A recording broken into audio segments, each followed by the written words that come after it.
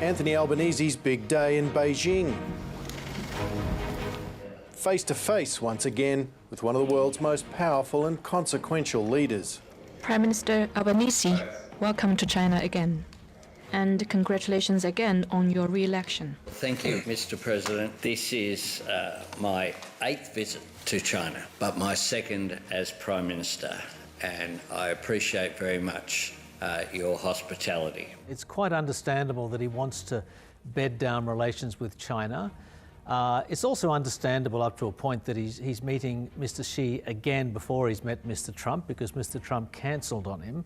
And it's not just like he's slipping in and out of Beijing. He's doing 3 Chinese cities over 6 days.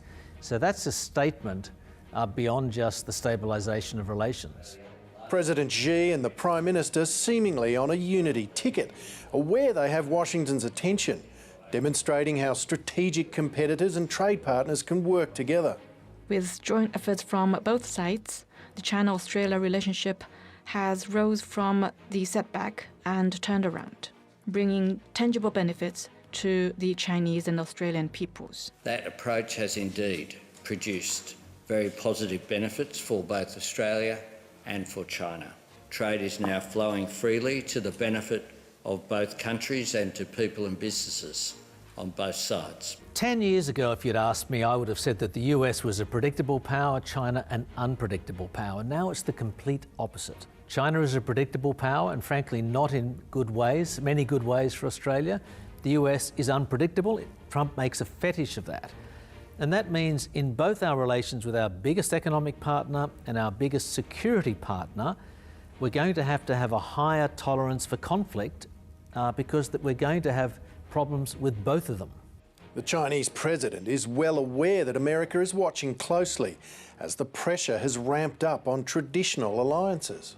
The Chinese side is ready to work with the Australian side to push the bilateral relationship further. No matter how the international landscape may evolve, we should uphold this overall direction unswervingly. Speaking after his tête-à-tête, the Prime Minister indicated he'd sought assurances that Beijing would better inform Australia about future Chinese Navy activity.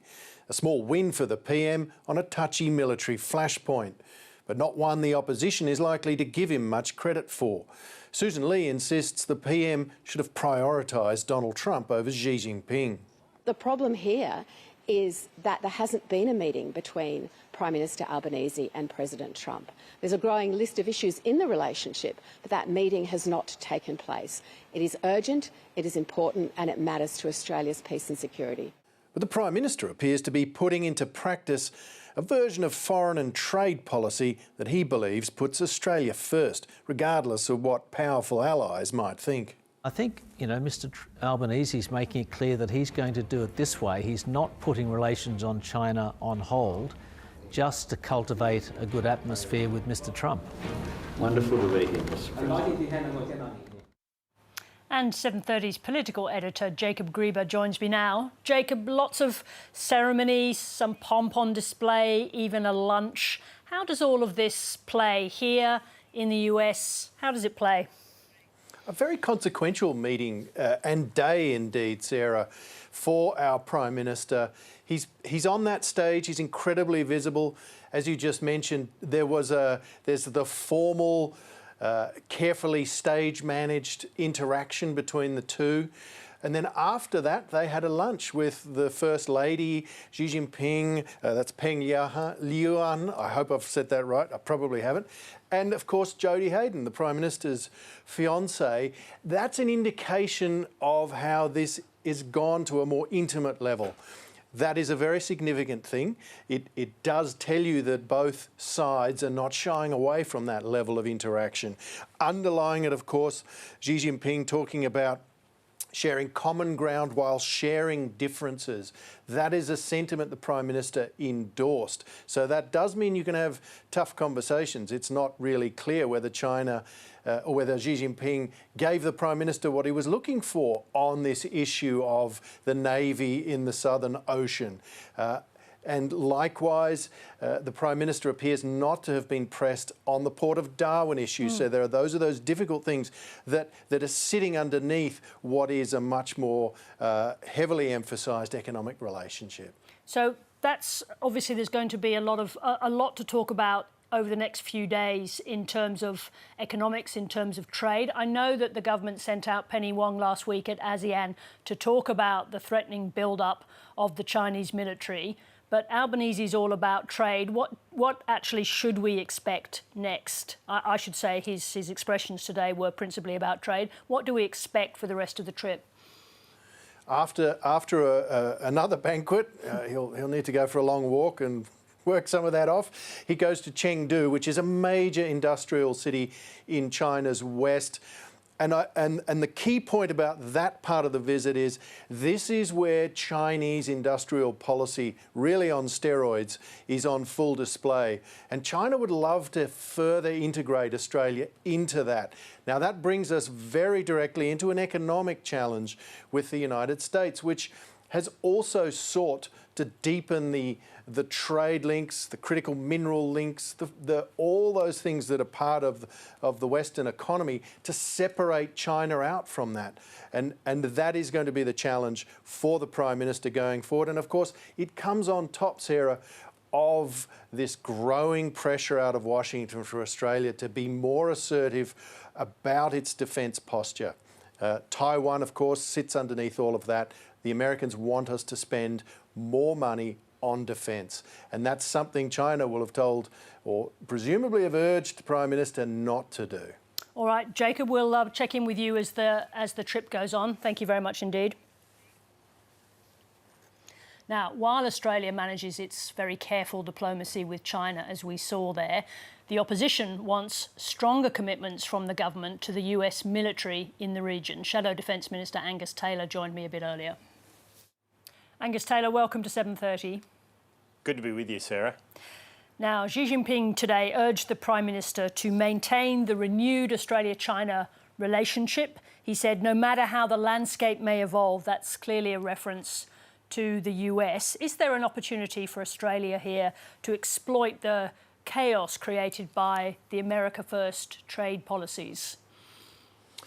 Well, Sarah, trade's important to this country, always has been, and will continue to be. And that means we should have strong trade relationships with China, with the United States, with other trading nations around the world. It's always been important to our prosperity as a nation, and it will continue to be. So I strongly encourage the Prime Minister on this. We should continue to pursue those trade relationships, but we should be pursuing them across the board, including with the United States, and that means fighting hard to avoid having tariffs imposed on our exports. Xi Jinping also invited the Prime Minister for lunch today as well as the meeting. Is that a plus for Australia? Well, I think we should be doing everything we can to build relationships like this around the world, but that means also building the relationship with the new American administration, the new US administration, and that's got to be a priority for the Prime Minister alongside trade relationships like the one we have with China, Sarah. But you're not suggesting that the Prime Minister shouldn't have gone to meet Xi Jinping, are you? No, not at all. But I would suggest that after over 250 days of this new US administration, we should have seen a face-to-face meeting between the Prime Minister and the President of the United States, and we should be seeing relationship building and work going on with the United States around the AUKUS alliance, around our strategic alliance more broadly, and that's incredibly important. And what the Prime Minister himself has said is the most uncertain and dangerous time since the Second World War. Now, just a couple of things on that point. Obviously, work is going on behind the scenes. The last meeting was cancelled by Trump, but he also cancelled on South Korea and India. But let me put the question to you like this. Of course, meetings are important, but isn't there also an argument for dealing with Donald Trump at arm's length? If you look what's happened to the Japanese, another close ally, he met their Prime Minister earlier this year. Now relations with the Japanese are at their worst point in decades. Look, Sarah, I think you can always build relationships over time. It's challenging. Look, our relationship with the United States is very long-standing, is very deep. We've fought with them in every war since Federation, and we should be working closely with them to make sure that we have peace through deterrence and strength in our region. We should have a joint commitment with them to the security of Taiwan and peace in the Taiwan Strait. These are incredibly important things to be focusing on right now, and it's why AUKUS is so important. And it's why the very clear messaging coming out of the United States that this has got to be a priority for us as a centrepiece of our alliance. You know, the Prime Minister would like to say that alliances like this override sovereignty. They don't. They underpin sovereignty. Well, you achieve sovereignty with good alliances, Sarah, and this is what we need to see. Let's be clear about this because it's very important. Would the coalition be prepared to give Donald Trump a guarantee that Australia would join the US in a war over Taiwan? Well, we need to have a joint commitment with the United States, regardless of who the president is, about peace in our region, and that means the security of Taiwan and peace through strength and deterrence in the Taiwan Strait. This has to be a priority. Now, does that mean you can codify your response in every possible scenario? Well, of course not, and no country can. But you can commit to those core principles that I've described, and this is exactly what the Prime Minister and the government should be doing. It's what I'm sure America is looking for, some indication that we do have that commitment to peace through deterrence. To be clear, Angus Taylor, are you saying that the government should give a pre-commitment to the United States that Australia would take part in a war over Taiwan? Well, Sarah, I think I've been pretty clear in saying that you can't codify for every possible scenario, but you can make principled commitments to the security of Taiwan, to peace through deterrence and capability in the Taiwan Strait. Yeah, that's a different and through thing. Working together. It's a different thing. A peace through deterrence is one thing. A pre-commitment to take part in an active live firing war is a different thing. Is that what you are asking the government to do? Well, Sarah, I think I've been pretty clear. I mean, peace through deterrence and strength is incredibly important. That does mean you're prepared to act under certain circumstances. You can't codify all the scenarios as to how a conflict might unfold. It's not possible to do that. And no one, the Americans won't do that, and nor can we. But you can make those principled commitments as part of an alliance. And what's lacking right now is a commitment from this government to an alliance which has underpinned our security for many, many decades, which does require strength, and where the objective is peace, not war. The exact opposite. We don't want conflict. That's the whole point here. But you can avoid conflict by working together with strength and clarity and credibility, and that's what we need to see from the government.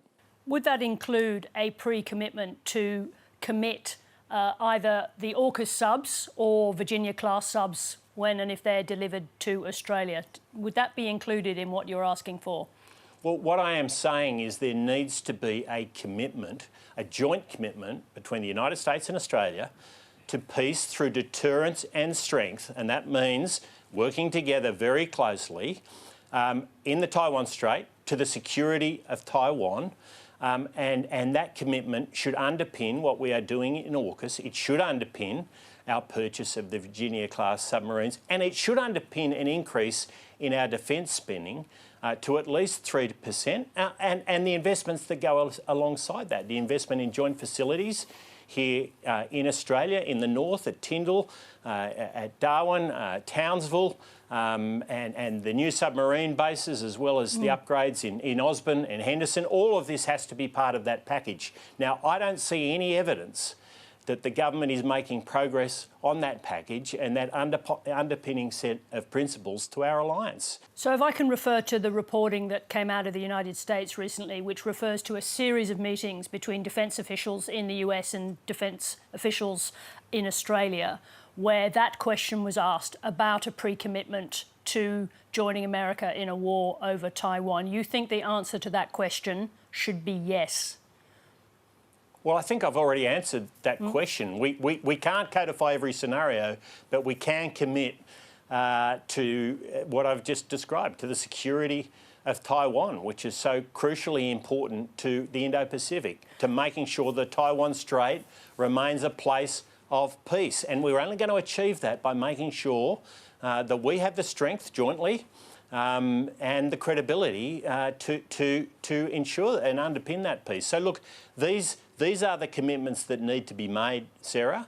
And they are not being made as far as we can see. If they're being made, it's very quietly behind closed doors. And frankly, we're not getting the transparency we need. Angus Taylor, why should Australia make a pre-commitment of that nature when the United States retains some ambiguity over its position vis-à-vis Taiwan? What I am saying we should commit to is a joint commitment to the security of Taiwan, to peace in the Taiwan Strait, and I'll say it again. I mean, and they are absolutely underpinning commitments to make sure that we have broader peace in the Indo-Pacific, to make sure we have the appropriate power balance in our part of the world, and to ensure that we continue to achieve into the future what we have been able to achieve since the Second World War. Now, we're facing the most dangerous environment since the Second World War, and if we think that we can actually get the right equilibrium and right balance without investment in defence, without alliances, then we're kidding ourselves. And that's why it's so important we make these investments at this time. Angus Taylor, thank you very much indeed for joining us. Good to be with you.